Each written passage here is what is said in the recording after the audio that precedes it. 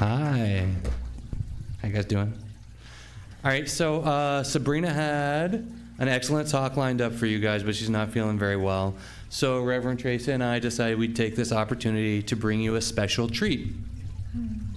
All right. Thank you. All right. So, Can we turn on the lights? thank you. Here we go. Here I am. All right. So, Ernest Holmes wrote in The Science of Mind, philosophy has always transcended science and always will. For philosophy deals with causes, while science deals with effects. A scientist observes the results of nature's work, while a philosopher speculates as to its cause. Many things which philosophy has taught for thousands of years are today being demonstrated by science. The two should really go hand in hand, for one deals with causes and the other with effects. True philosophy and true science will someday meet on a common basis, and working together will give the world a theology of reality. Then indeed will God go forth anew into a new creation. All right, the following is a scene from a play called Threads, presented by Endeavor Theater Company. That's their awesome logo up there. Isn't that cool? And starring Kaylee Kennedy and Jacob DeArmond. The play was written by me from Jacob's Concept. There are copies available in the bookstore if you're so inclined. Pick one up. It deals with precisely this point where science and philosophy meet, and with the existential question of how we find meaning in a universe that's much larger and more complex than any of us. In our philosophy, each of us is a creative force in that universe, and all of that creativity comes together into a conception of God as all that is. This concept of God can be defined as love in action, as pure acceptance and understanding working for the good of each of us, made up of all of us. When the play you're about to see talks about humanity as a tapestry made up of individual threads, that tapestry is an aspect of God, of a collection of individuals as a unity that, as each strand holds on for dear life to its own individuality, is nonetheless totally, inseparably one. At this point in the play, X and Y, the first man and the first woman, guided by the major arcana of the tarot, have met, fallen in love, and abandoned each other. X for the pursuit of wealth, and Y for fantasies of what could be. In this scene, the magician gives X some perspective. Please enjoy Endeavor Theater Company's presentation of Threads.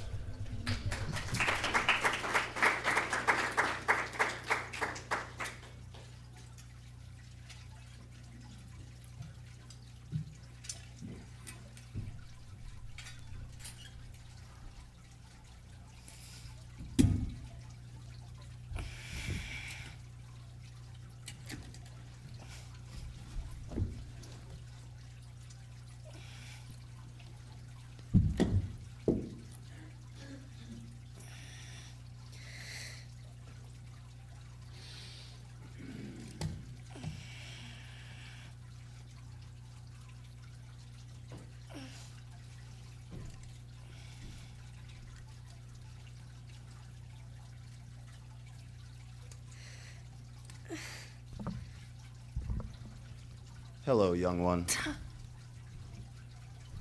Please leave me alone. I'm busy. Oh, yeah, I can see that. You are busy. That's what I said, so if you don't mind... Oh, no, I don't mind at all. Carry on.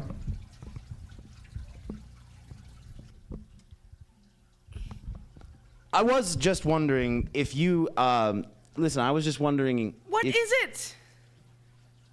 Do you happen to be X?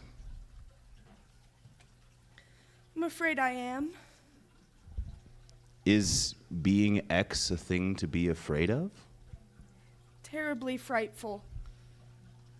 I'm not sure I understand. I mean, you're young. You're handsome, hmm?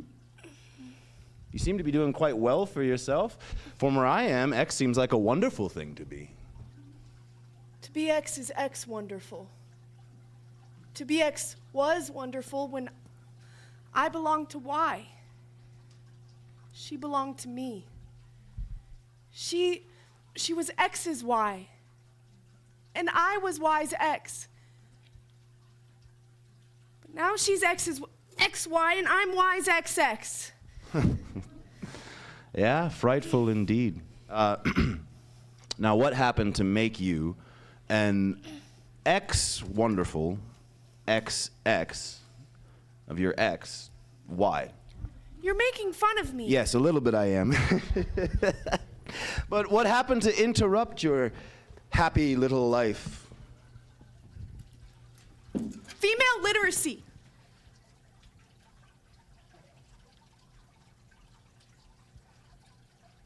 And I became greedy and lost track of what was important. There it is. That's my boy. A little self-awareness goes a long way in this economy. Who are you? I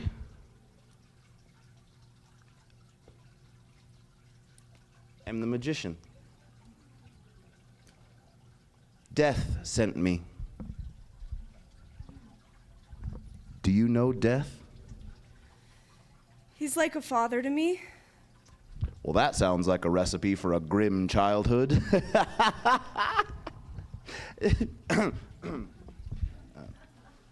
He thought you might have gotten off track, and, well, I'd say he hit the nail on the head. Not like it matters. I traded the most important thing in my life for my fortune, and by the gods, I'm not going to walk away until I've claimed it. And what if I told you that's not the path? I tell you, you're a little late. I'm pot committed. The gambler's fallacy. It's a doozy. Everybody falls for it. And as allegorically speaking, I am everybody. I hadn't a chance. Oh, so true. Thank the gods for me, am I right? In my experience, you're kind of an asshole.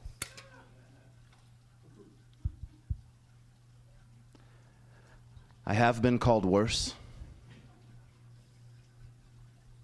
You gonna come with me or not? Have I not made myself clear? Oh, perfectly clear, except I chose to ignore you.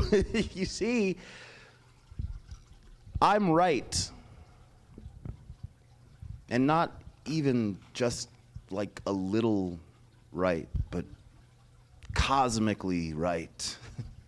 That makes it really hard to listen to the opinions of people who aren't even terrestrially right. You, for example. And where do you propose to take me? Does it really matter? I mean, you managed to piss off all the celestial bodies on your very first day of existence. You gave away the love of your life to the devil of all people without even so much as a fight.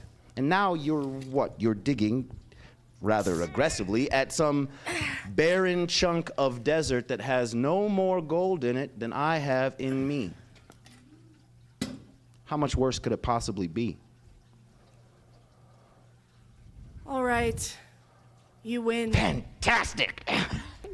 Where are we going? Oh, we're not going anywhere. In fact, we are going to bring anywhere to us. Isn't that cool? That's cool, right? What is all this stuff? This is the observatory.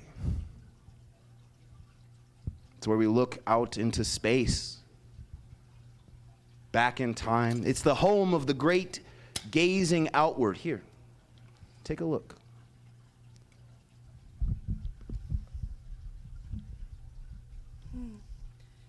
It's glorious. What is it? This is Saturn. See, it's one of untold millions of worlds in the universe. Millions? Are they all so beautiful? Each beautiful in its own way. And the hula hoop? That actually it kind of looks like a hula hoop. It's actually millions of particles of ice and rock, and they're coated in space dust, and they're locked in orbit around a massive planet. ice, rock, space dust? What are hula hoops made out of? I don't know, plastic or something. It's not important. Here. Hmm?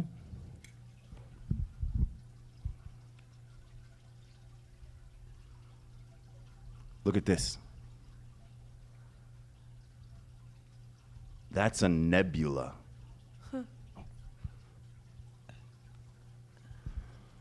Right now, it's just swirling clouds of gas and dust, but nothing could be more important.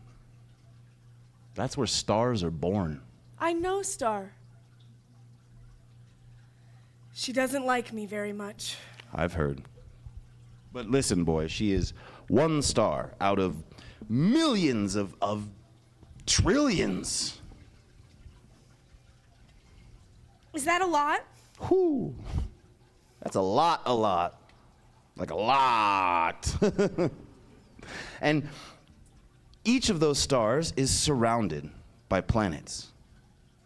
Some of those planets harbor life. Some of those planets likely harbor intelligent life. Kind of like you. I thought I was the only one. Oh. The alpha? Yeah. Yeah, I heard that. Good gossip, like light, travels really fast. And it's true, right? Now, truth is a tricky thing. In one sense, yes, it's truer than anything that's actually true. But in another sense, it's falser than oaths made in wine. Explain.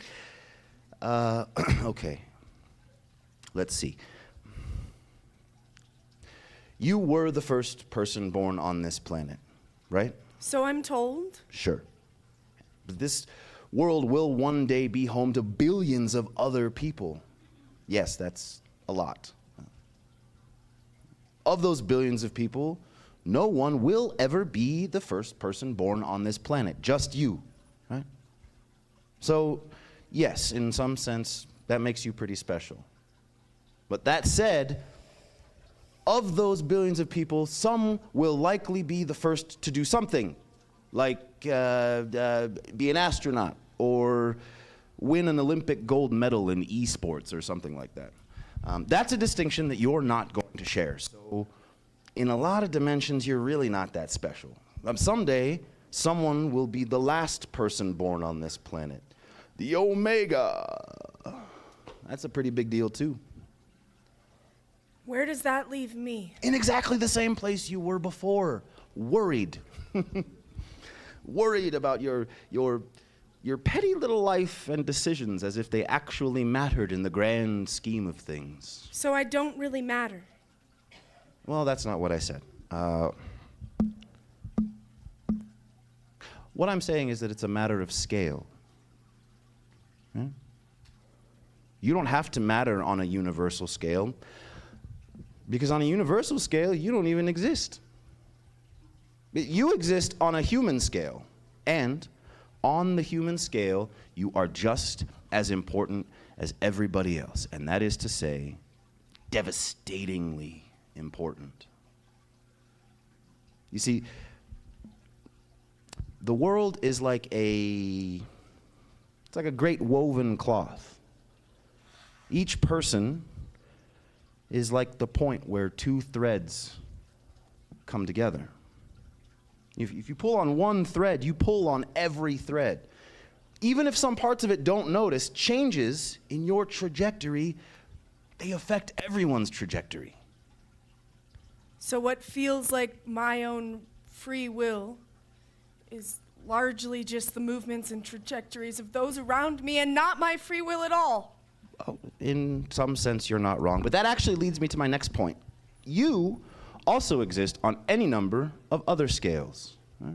There's a nation scale, a city scale, a neighborhood scale, community scale, acquaintanceship, family, right on down to the individual scale. And on the individual scale, the whole universe revolves around you. Nobody else feels it, but you feel it profoundly. On the individual scale, the choices you've made in the past, they're irrelevant. The only thing that really matters is the choices you have yet to make. So nothing I do matters. Where are you going? To kill myself. Why? Why not? You haven't been listening, have you? I've been listening closely. On a universal scale, my life means nothing. On a community scale, my mistakes, they've already shaped the lives of countless others. And on an individual scale, I'm a colossal failure. You've been kind of paying attention. That is the sin of all suicides. They miss the details. Trying to live universally is a fallacy of scale. Consider. On a universal scale, you don't exist. Galaxies are born every day. Galaxies are broken apart. Right? Nothing could be more massively important. And yet, when it happens, y'all don't even notice. On the individual scale,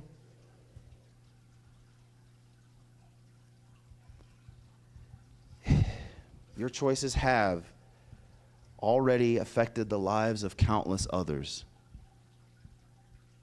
But so have your victories. And so is all the shit that everybody else has done. On an individual scale, as I so eloquently put it before, you starts now. Everything before, that was, for all intents and purposes, somebody else.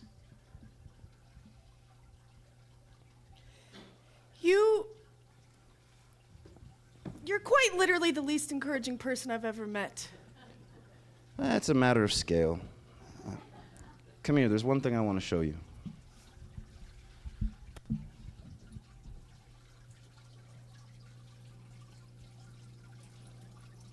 I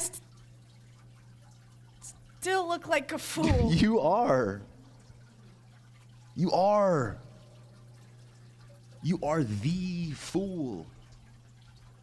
You're not just an allegory for humankind. You're also a symbol of the process of growth and learning. And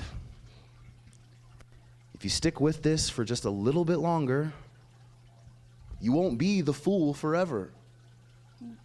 What will I be? Well, When I cease to be the fool. that little fool remains to be seen. One more thing I want to show.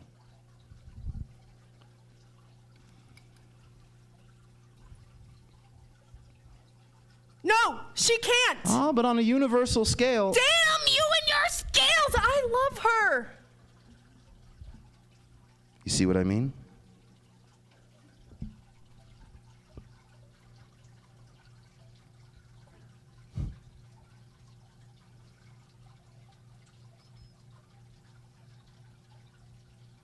But